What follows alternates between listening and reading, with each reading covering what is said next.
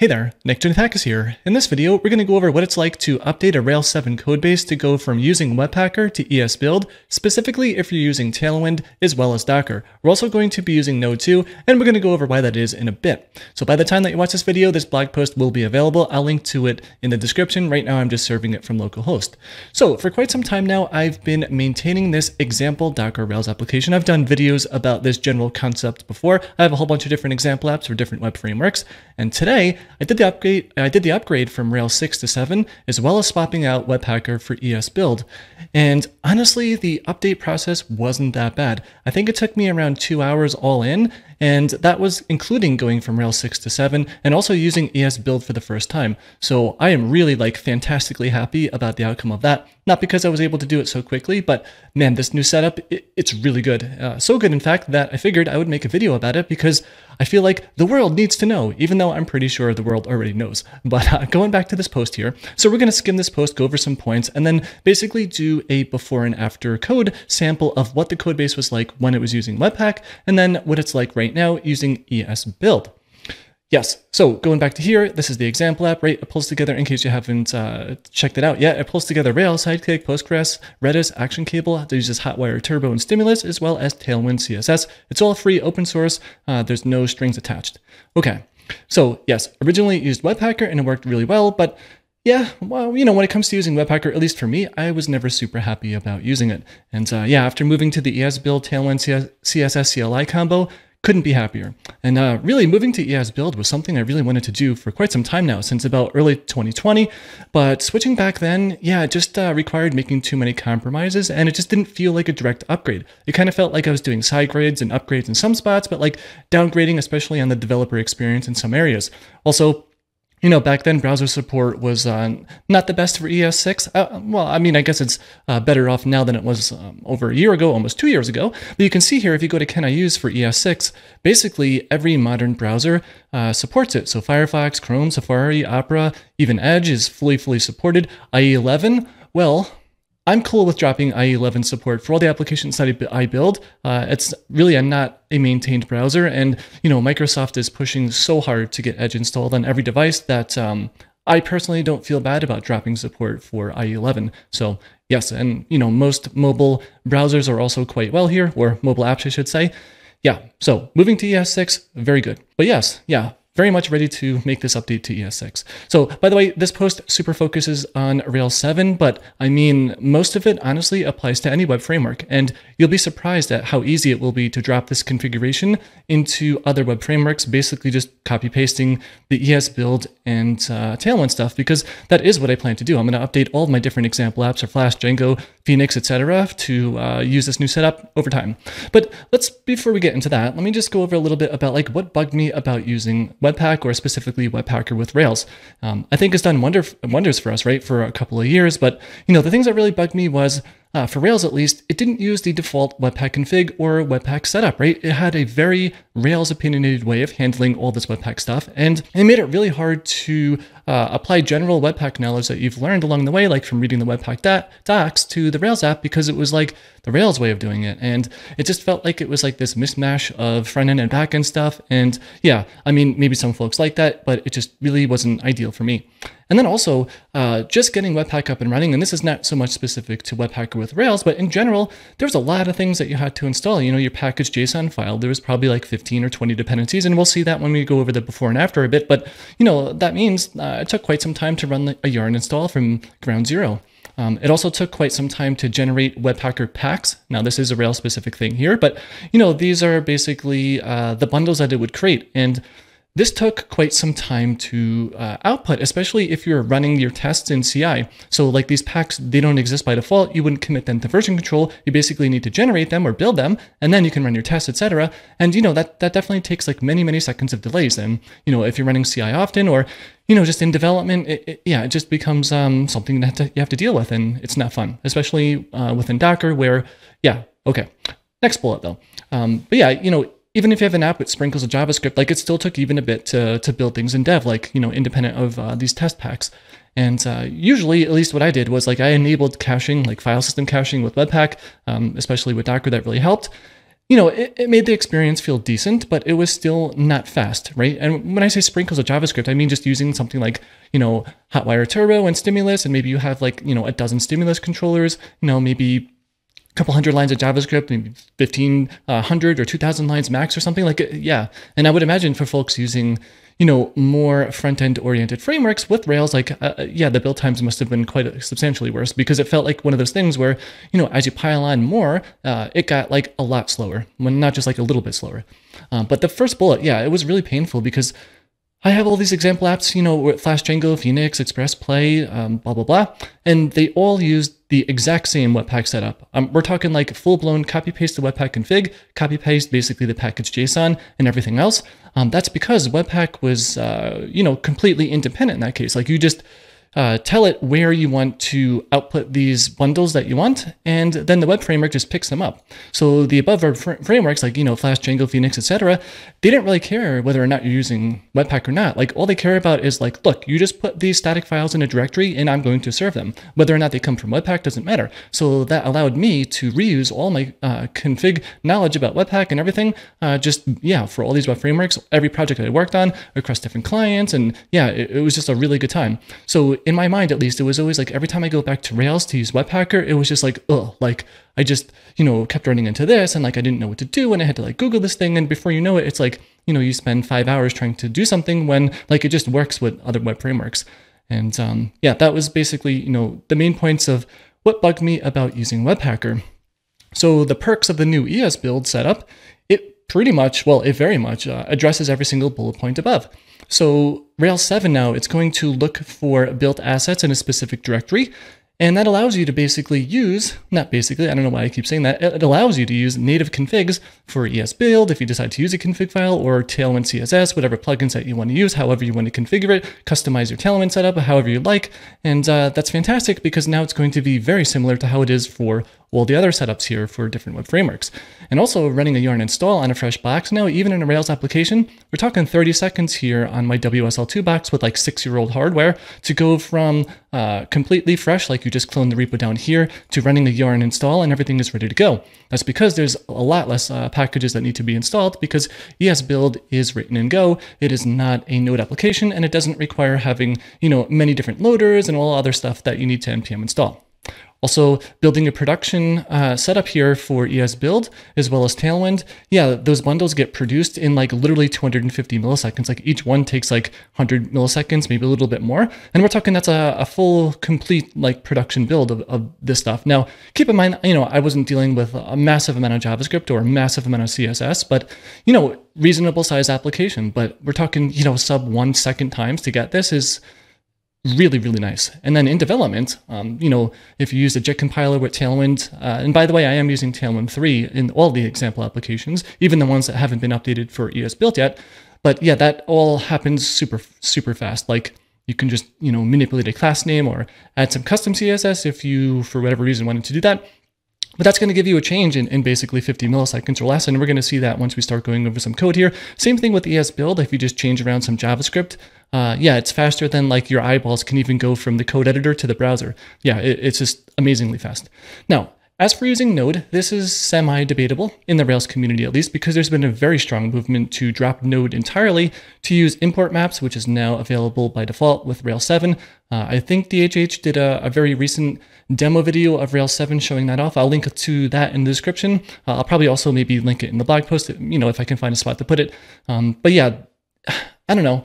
I sort of feel like Node, for me at least, is at a point where I don't want to drop it yet because I do feel like there are some perks. And there are a couple of bullet points going over this. So in case you didn't know this one, Tailwind CSS now does have a standalone CLI version. And I'm not going to go over this whole entire blog post, but I don't know what exactly it uses under the hood. It may use something similar to, like PyInstaller or something, but for Node, basically it can take a Node application, bundle it up into a single executable, and now you can technically run it without needing the Node runtime. But you need to download specific versions, like depending on what CPU architecture or operating system you have. But long story short, technically now you can run Tailwind CSS, like it has its own CLI here, where you can basically do something similar to this, and we'll go over this when we start looking at code.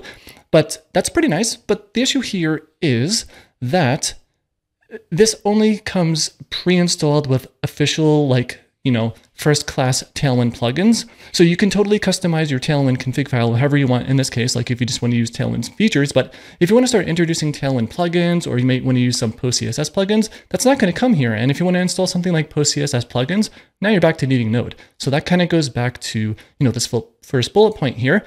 And, we'll elaborate on this in a little bit here. But also secondly here, like just dropping packages into a package JSON and running a yarn install, it's not really that bad in my opinion. Neither is installing Node, especially with Docker. It's basically like a two-liner in your Docker file, and now you have a Node environment running whatever Node version that you'd like. Yeah, I just don't feel that it's that bad. And then also, like for me, I'm really happy using Hotwire Turbo and Stimulus, even outside of Rails. But I know some folks don't like it. They'd rather use, React or Vue or whatever you want to do on the front end.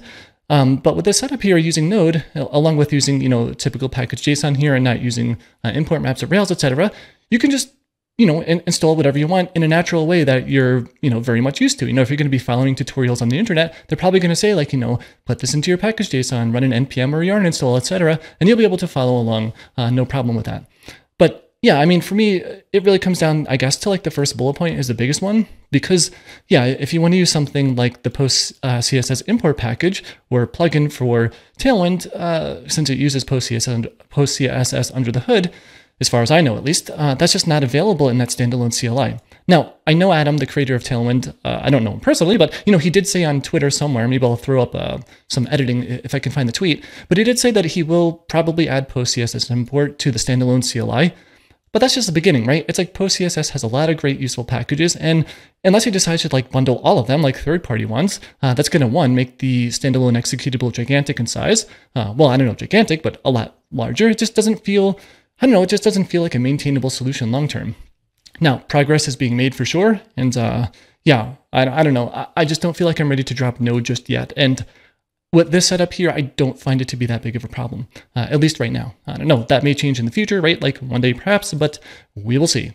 But yeah, just going back to here, this new setup with esbuild and using the Tailwind CSS watcher, super Docker friendly, and that makes me happy.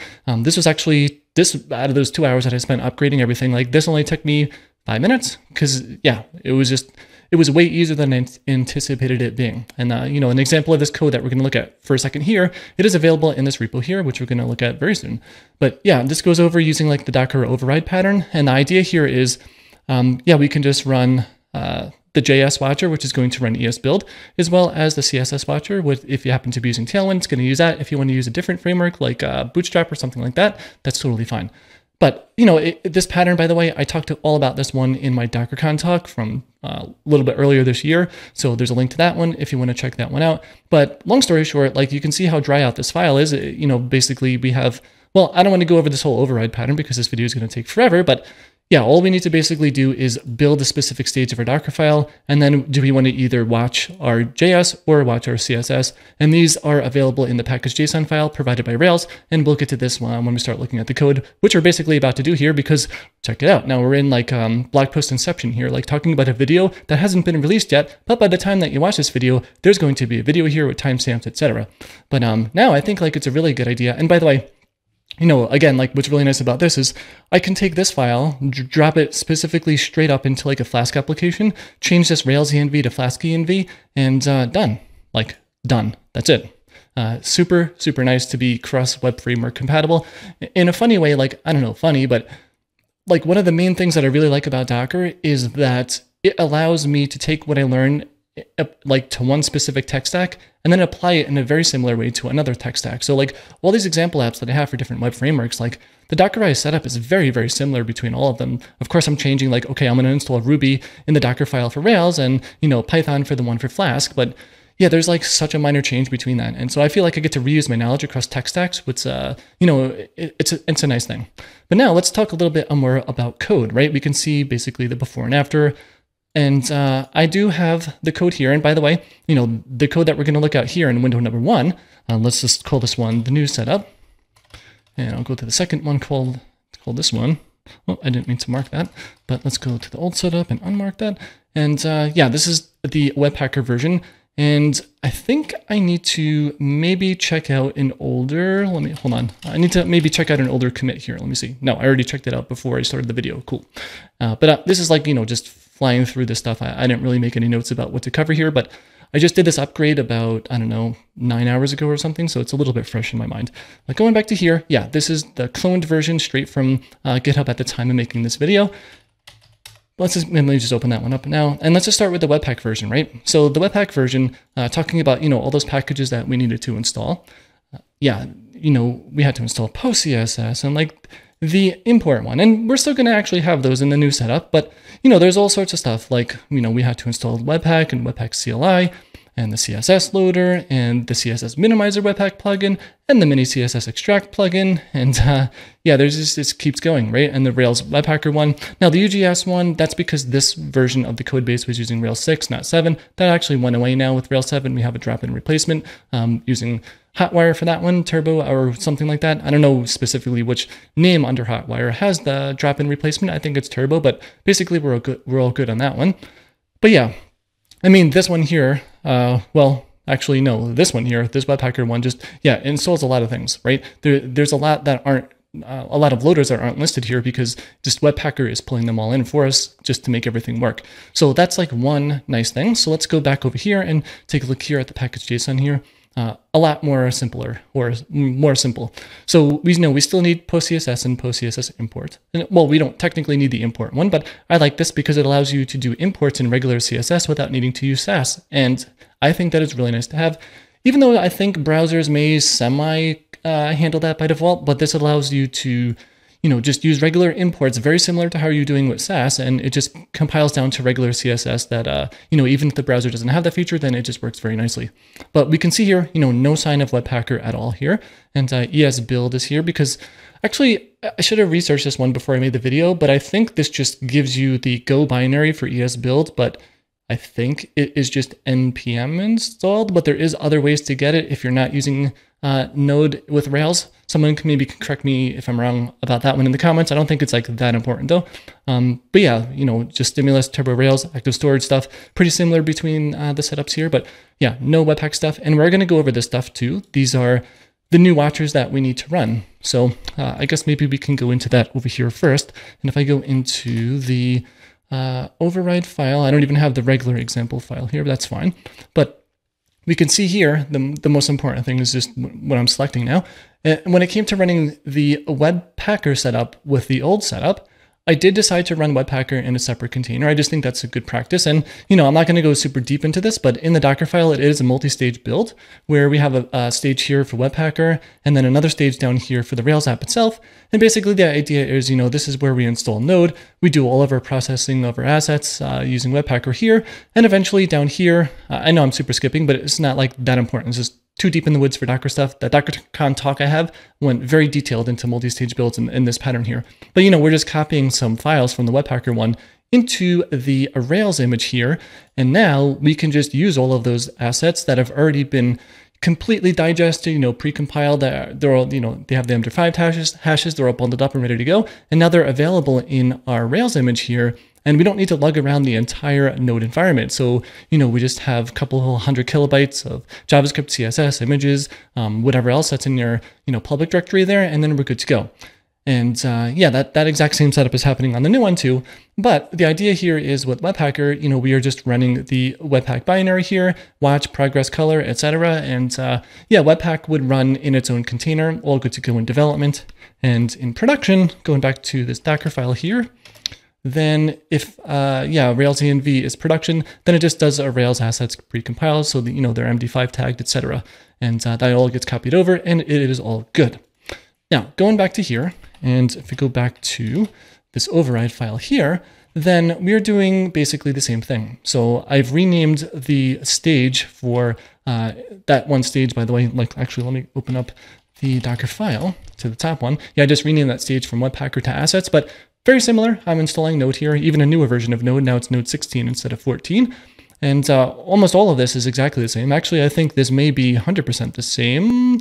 Don't quote me on that one, but it's very, very close. yeah, it's basically the same. Oh, I did add one new thing here too. I just made this path a little bit nicer now. Now our custom installed node modules directory, I just put the bin directory on our system path so we can just very quickly run things like yarn without having to put like /_node module /bin/yarn. So there's a nice like quality of life improvement there. But going back to this file here, you know, now we just run yarn build watch for JavaScript and yarn build :CSS for CSS. And these commands were actually created for us by default when it comes to using Rails. So if we go into the package.json file, I forget the exact generator that I ran. And by the way, before we talk about generators and this stuff here, when you do run Rails new, if you use the -j flag, then you can pop in esbuild. So you can just do something like, you know, Rails new and then J and then esbuild is for JavaScript and C is for CSS, or sorry, C is for CSS. You can do Tailwind here. And this is going to give you 2 specific gems in your gem file, and that's going to give you good stuff. And then you can generate, I don't know what generator I ran, it's not important, but you know, it produced these commands for us. So I actually didn't even have to type these out or like know what they are. I did modify it slightly to give us post CSS behavior, but that's not that important. But in the gem file here, when you do set up Rails new with those flags, then you're going to get JS bundling Rails and CSS bundling Rails. And yeah, this is all basically stock just from a brand new Rails generated app for 7.0. I also added the -d flag with Postgres because we happen to be using Postgres here. I enabled some gems like Redis. You know, I left the K-Redis one in here. I think that's a worthy gem. Not using it in this project or any project yet, but you know, if I do and you know folks want it, maybe we'll just uncomment that one and you know lock it to some version. It's going to be no problem to get there. But yeah, I don't want to go over this whole entire file, but it is all set up and ready to go basically is what I'm trying to get at. But going back to this package.json file here, yeah, so there's build commands that we ran from that compose override file that we just looked at. There's the build one, there's the build CSS one. The build one for JavaScript just runs the esbuild command. And yeah, all we do is we tell it where our JavaScript is. We say we want to bundle it all up. We want source maps included, and we're going to output it to this app assets builds directory. So if we go to the app assets builds directory here, you know, this is the compiled JavaScript, like fully bundled down from esbuild. It's all ready to go. Likewise, we have the same thing for CSS, which is running Tailwind 3 here. And this is using, you know, the JIT compiler, which is now enabled by default. You don't even need to reference it in your config file. But yeah, that's all that. And we're going to see things running in a second here. But let me see. I'll go over that one command here for Tailwind. So for Tailwind, all we need to do here is pass the input path of, you know, where our Tailwind CSS file is going to be. And in this case, since we're just using sprockets, our style sheets are in this style sheets folder here in the all familiar app assets directory. So before we go into the rest of this command here, if I just open this up, textbook Tailwind setup here, and this is the imports, by the way. So thanks to having post CSS import, we can import our CSS like this. Now, I know technically there is a way to import Tailwind in a different way where you can just do like @TailwindCSS or whatever, but this is going to allow us to do something like, you know, import hello or something like that, and then we can just make a hello.css directory in here, and then we can just import it just like we could with Sass, but we don't have to have a Sass precompiler. So that is actually quite nice to have. But yeah, going back to here, you know, there is the output directory here as well, where we're going to output everything to app assets builds and then application.css. And, you know, that's that CSS file that we have here. We can also, yeah, well, I was going to say we can also have multiple bundles, but that would come down to configuring esbuild. I think at this point, like if you were to have multiple bundles, like let's say that you have an admin section of your site and a regular section of your site, and you want to have 2 completely separate bundles for both of them, I think at that point, I'd probably just create an esbuild config file instead of making this command get longer and longer and longer. Yeah, it just feels like it would get a little bit messy there. Now that's out of the scope for this video, but I just wanted to let you know in case you didn't know. I'm also very new to esbuild, but it does support the idea. You know, you can just make an esbuild config file in the root directory here and reference that instead of referencing all these flags inline over here. Now going to the Tailwind config file, it is pretty super standard Tailwind stuff here. So since Tailwind's JIT compiler, we need to tell Tailwind where to look for all of the CSS classes that we have. Now, these could be defined in our regular ERB templates. They could be defined in helper files, technically. They can also be in our JavaScript. And this one actually is something I added because it wasn't here by default. I even opened a pull request on the CSS bundling GitHub page just to see maybe if it'll get merged in. So the issue here is, let's say we go back to our Tailwind application file. And if you were to be running everything, well, actually, okay, so everything is running nice. So if I go here and go to localhost, this is the page just running here. It's a sample homepage of what you get when you clone down this repo here. But see how everything is all set up, ready to go, right? Nothing wrong. And if I go here and add, I don't know, just something silly, right? Something you probably would never do with Tailwind. But if I were to do, like background color green, save this file, jump to the terminal, by the way, look at that, 70 milliseconds, done. And I'm recording a video at the same time. If I jump here and reload the page, we can see the background color is green. Great, right? Everything is working totally fine. If I get rid of that, then save the page, we can see 60 milliseconds done. Over here, reload, and we're back to white. Now, going back to here, if we go to that Tailwind config file that we were looking at before, if this line wasn't here, then we wouldn't have been able to pick out that change. Like it wouldn't have saw the CSS being rebuilt because it wouldn't be looking there to check for that. Now you might be thinking like, well, you're never really going to add like plain CSS here. You might do some applies or whatever, but if you want to do some importing, I think it's, fairly reasonable to have maybe a different CSS file here where you're just importing something if you happen to be using it. Yeah, I figured that's really important to have in there. So hopefully that PR gets addressed and merged. We will see though. But where are we going now? So that is basically an example of how the CSS is set up with Tailwind. Now, if you don't want to use Tailwind and you want to use Bootstrap, I don't know what to tell you. I don't think it's going to be that much harder to switch it out. You'd have to go to, I guess, your package.json file and change this to be some command that's going to do something for Bootstrap. I really couldn't tell you offhand. I just have no plans of using Bootstrap.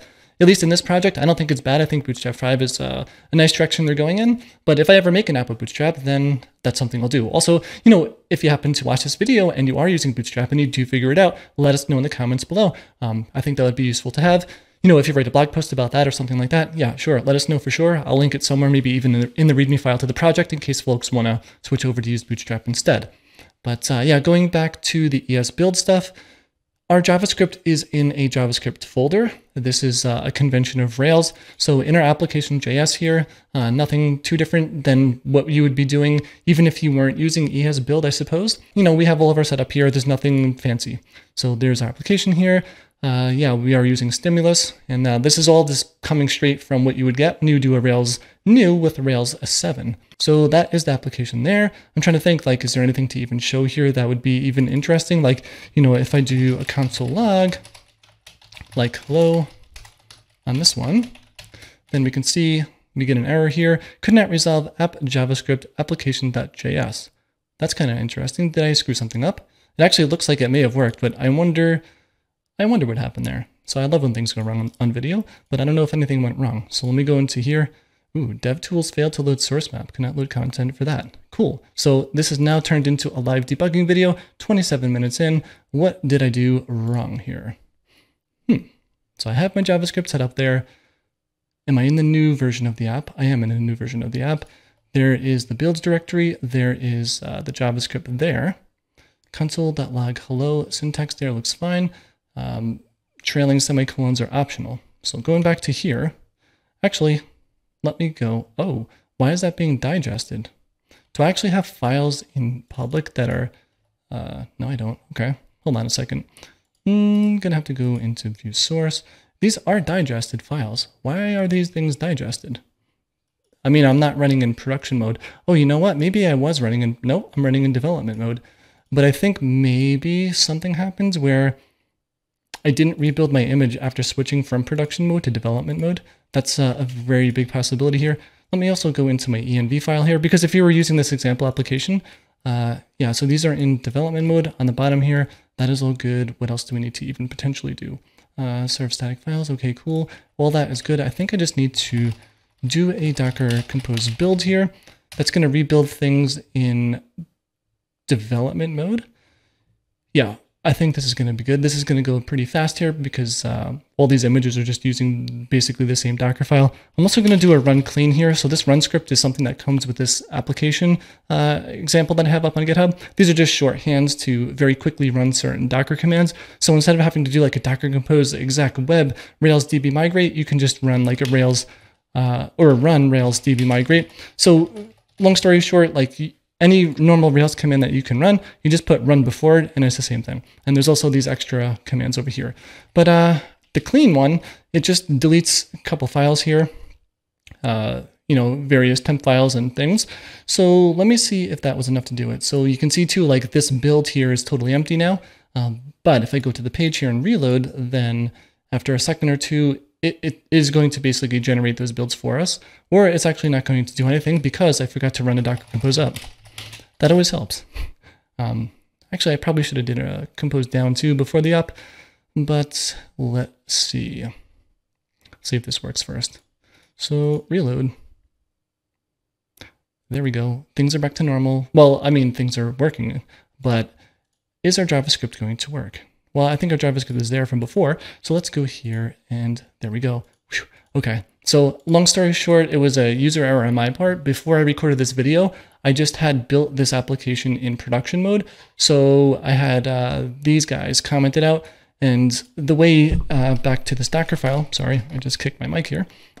When we ran precompile here, this only happens in production mode. So yeah, basically those assets were inside the image and available, and there was in some weird state where Rails was actually running in development mode because the env files are available to be overwritten at runtime, but at build time, they were still in production mode. So it was basically a mismatch. Now, going back to this example file here, if I just do hello 123, then we can see here our JS, this actually reloaded CSS here in 78 milliseconds. I don't think there is a time for esbuild. Maybe there is a flag to output some like debug stuff. Not important, but yeah, it's super fast. And if I reload this file here and go to the inspect, then we are good with our hello 123. Let me also get rid of this from the file just so I don't forget. And yeah, if you're using stimulus, you can add controllers and it's all basically instant. Now, I'm trying to think before we wrap this up, is there anything else to go over differences wise? Yeah, so like things like browser list RC, we don't need that. We're not going to be using Babel config or Babel config. I still don't know how to pronounce that one. But you can see here too, like, 70 lines of just configuration of getting this to set up for converted ES6 down to ES5. Post CSS config. We also have that one here. Yes, we do. So post CSS import, Tailwind auto prefixer. That is good to go. And then, yeah, there was flex bugs fixes here as well. I just decided not to use that anymore in the new setup. Don't think we need that nowadays. But going back to here, is there any other files? I'm just trying to eyeball. I know there definitely is a Webpacker, that YAML file here, which also was son of a gun to get working inside of Docker initially. This is the thing that took me like an entire day basically to get working. And then now that it's working fine, it's all good. But yeah, it was just something to deal with, right? It's like instead of just using the native Webpack config, this is the Rails way of configuring Webpacker. And was there another initializer in here? I don't think so. No. It's been a while since I kind of looked at this stuff.